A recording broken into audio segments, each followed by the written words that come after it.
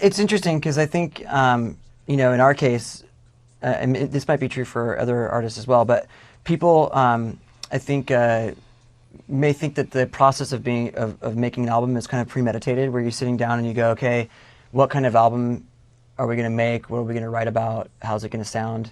And then you go, like, you kind of like think of the finished product in your head, and then you try to go execute that.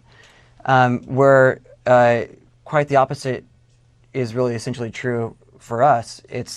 There's a process, a creative process that happens that's natural and is unintentional and is very organic, but yet like no one really knows where the song is going to end up. And you know, a good example is if I walked into the studio with Burn It Down, for example, in its form right now, and it was the first time anybody else in the band had heard it, we would naturally, through the process of the creative process, we would change it.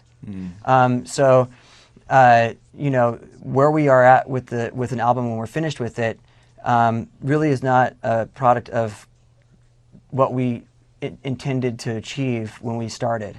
And so, you know, with 1,000 Suns, like, we didn't intentionally write a concept record. It kind of accidentally wrote itself. And what we found was there were connective themes, there were connective sounds, and when we put them in a specific order, it kind of told a story.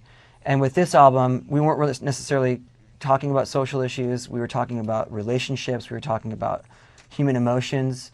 And you know, I think the only thing that we really tried to put into this album was something that Mike and I had talked about when we were touring, was let's write a bunch of songs that would be fun to play live and keep the energy up and be exciting for our fans to get into, which kind of inspired us to go back to, you know, some of the things that some of our earlier fans would be more familiar with, some of the things that we may have alienated them in some respects over the last couple albums with 1,000 Suns and with Minutes to Midnight. We've gone back to a couple of the stylistic things that people who got into us early in our career would be more familiar with, and we mix those with some of the things that we've learned since we began working with Rick Rubin.